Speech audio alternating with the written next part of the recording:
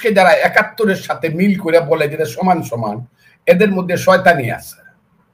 ২৪ আর ৭১ কোনোদিন এক হতে। ৭১ হলো আমার সেই হাজার বছরের বাংলা, যে বাংলা কোনোদিন স্বাধীন ছিল না, যে বাংলার মুসলমান মায়েরা নামাজ পড়ে খোদার কাছে প্রার্থনা করত, হে খোদা আমাদেরকে এমন এক অমৃতের সন্তান দাও, যে সন্তান আমাদেরকে বিদেশিদের অত্যাচার থেকে, ব্রিটিশ দস্যুদের, মগ দস্যুদের লুণ্ঠন, ওই যে আবার মগরা আসবে কিন্তু আমাদের দেশে, খালকাইটা কিন্তু ইউনূস সাহেব আনবে, মগ দস্যুদের লুণ্ঠন থেকে মুক্তি দেবে। হাজার বছর ধরে বাংলা, আমি এগুলো সবসময় বলতে হবে এই কারণে, এই কথাগুলো ভুলিয়ে দিচ্ছে ইতিহাস। হাজার বছর ধরে বাংলার হিন্দু মায়েরা সন্ধ্যাবেলায় তুলসী তলায় গিয়ে প্রদীপ জ্বালিয়ে ভগবানের কাছে প্রার্থনা করত, হে ভগবান আমাদেরকে এমন এক অমৃতের সন্তান দাও, যে সন্তান আমাদেরকে বিদেশিদের অত্যাচার থেকে, ব্রিটিশ দস্যুদের লুণ্ঠন থেকে, নীল সাহেবদের অত্যাচার থেকে মুক্তি দিবে। সেই মায়ের বোনের কান্না অশ্রুজল মুছিয়ে দেওয়ার জন্য সারা জীবন বাংলায় যুদ্ধ হয়েছে, স্বাধীনতার যুদ্ধ করেছে তিতুমির সূর্য সেন, তিতুমির হাজী শরীয়তুল্লাহ, যুদ্ধ করেছে আনন্দমোহনেরা, যুদ্ধ করেছে ব্যারিস্টার রসুলেরা, যুদ্ধ করেছে রবীন্দ্রনাথ ঠাকুরেরা। বঙ্গভঙ্গ হওয়ার পরে বাংলার মাটি, বাংলার জল, বাংলার বায়ু, বাংলার ফল পূর্ণ হোক, পূর্ণ হোক, পূর্ণ হোক হে ভগবান।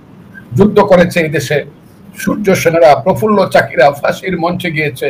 সেই ফাঁসির মঞ্চে 17 বছরে ক্ষুদিরামের ফাঁসি হওয়ার পরে গান হয়েছিল, একবার বিদায় দেও মা ঘুরে আসি, হাসি হাসি পর্ব ফাঁসি।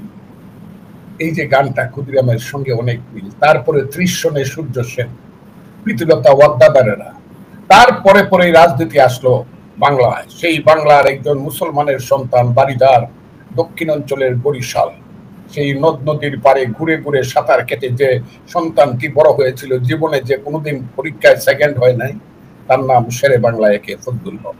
1937 সনে সিরাজউদ্দৌলার মৃত্যুর, হত্যার 190 বছর পরে একজন মুসলমানের ছেলে কলিকাতার সিংহাসনে বসলো এবং যে বলল, ভয় করো না তোমরা, আমি গরিবের মানুষ, আমি জমিদারি প্রথা অবলুপ্ত করব, প্রজাদের আমি অধিকার দিব। সেই শেরে বাংলা ফজলুল হক, হুসেন শহীদ সোহরাওয়ার্দী, মৌলানা আব্দুল হামিদ খান ভাসানী, বঙ্গবন্ধু শেখ মুজিবুরের পথ ধরেই, রহমানের পথ ধরেই এই বাংলায় এমন একটা অবস্থার সৃষ্টি হলো যেখানে মুক্তিযুদ্ধ একদম ইনএভিটেবল, অনিবার্য হলো।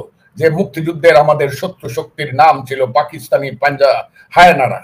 পাকিস্তানি হায়নারা ছিল আমাদের শত্রু, আর তাদের নেতা ছিল জল্লা দেহিয়া খান। যে জল্লা দেহিয়া খান 26শে মার্চ বলেছিল 1971 সনে দুইটা কথা বলেছিল। এক, শেখ মুজিবি যে traitor to the Pakistan, this time he will not go unpunished. 2 নম্বর কথা বলো, from this time and onwards Awami League will be banned forever. Awami League চিরজীবনের জন্য ব্যান্ড করে দেওয়া হইল 1971 সনের 26শে মার্চ। কিন্তু যুদ্ধ থামলো না। সেই যুদ্ধ কেন থামলো না? প্রথমে আর্মিরা যুদ্ধে গেল। সেই আর্মিদের মধ্যে যিনি সেঞ্চুরি মারলেন তার নাম জিয়াউর রহমান। চট্টগ্রাম কালুরঘাট বেতার কেন্দ্র থেকে 27শে মার্চ বললেন, I major Zia do hereby declare the independence of Bangladesh. প্রথমে নিজের নামে, তারপরে দ্বিতীয়বার বলেন on behalf of our great national leader Bangabandhu Sheikh Mujibur Rahman. কারণ বঙ্গবন্ধু ছাড়া তো তখন কারো নামে জনতার কোনো এন্ডোর্সমেন্ট বা সাপোর্ট ছিল না। তো এই যুদ্ধ শুরু হল। সেই যুদ্ধের প্রধান সেনাপতি হলে এমেদিন উসমানী। জিয়াউর রহমান ব্রিগেড কমান্ডার হওয়ার পরে 1 নম্বর সেক্টরের কমান্ডার হলে রফিকুল ইসলাম বীরুত্তম। 2 নম্বর সেক্টরের কমান্ডার হলো ব্রিগেডিয়ার খালেদ মুশাররফ। মেজর খালেদ মুশাররফ যখন সে তার নামে ব্রিগেড গঠন হইল তখন হইল মেজর হায়দার। 3 নম্বর মেজর শফিউল্লাহ যখন ব্রিগেড কমান্ডার হলেন তখন তার সঙ্গে আরেকজন হলেন সেটার প্রধান, তার নাম সম্ভবত আজিজুর রহমান বীরুত্তম। 4 নম্বর সিয়ার দত্ত, 5 নম্বর মীর শৌকত আলী, 6 নম্বর MK বাশার, 7 নম্বর কাজী নুরুজ্জামান, 8 নম্বর তার নাম হলো মেজর MM মঞ্জুর, 9 নম্বর মেজর জলিল, 10 নম্বর কর্নেল তাহের বা 11 নম্বর কর্নেল তাহের। আমি সেই কারণে কথাটা বলছি।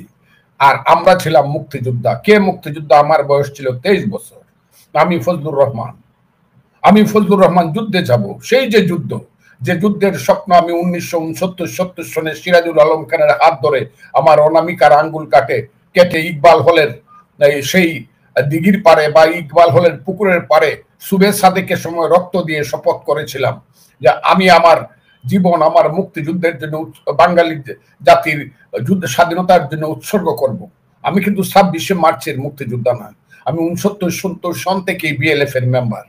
সেই যুদ্ধে গেলাম আমরা। কোথায় যুদ্ধে গেলাম? দিনের পর দিন, মাসের পর মাস আমরা সেই বৃষ্টির মধ্যে ট্রেনিং দিলাম দেরাদুন। এখান থেকে বাংলাদেশ থেকে 1500 মাইল 2500 কিলোমিটার দূরে দেরাদুন। দেরাদুন মানে হিমালয়ের পাদদেশে দেরাদুন, টান্ডুয়া যাকে বলা হয়, পৃথিবীর শ্রেষ্ঠ একটি ক্যান্টনমেন্ট সেন্টার। সেইখানে ভোরবেলা পতাকা তুলতাম সুবে সাদেকের সময়, আমার সোনার বাংলা আমি তোমায় ভালোবাসি। বুক বেয়ে জল, চোখের জল পড়তো, কবে যাব দেশে, কবে আমার দেশ স্বাধীন হবে। সন্ধ্যার সময় আবার পতাকা নামানোর সময়, আমার সোনার বাংলা আমি তোমায় ভালোবাসি। আজকে যখন শুনি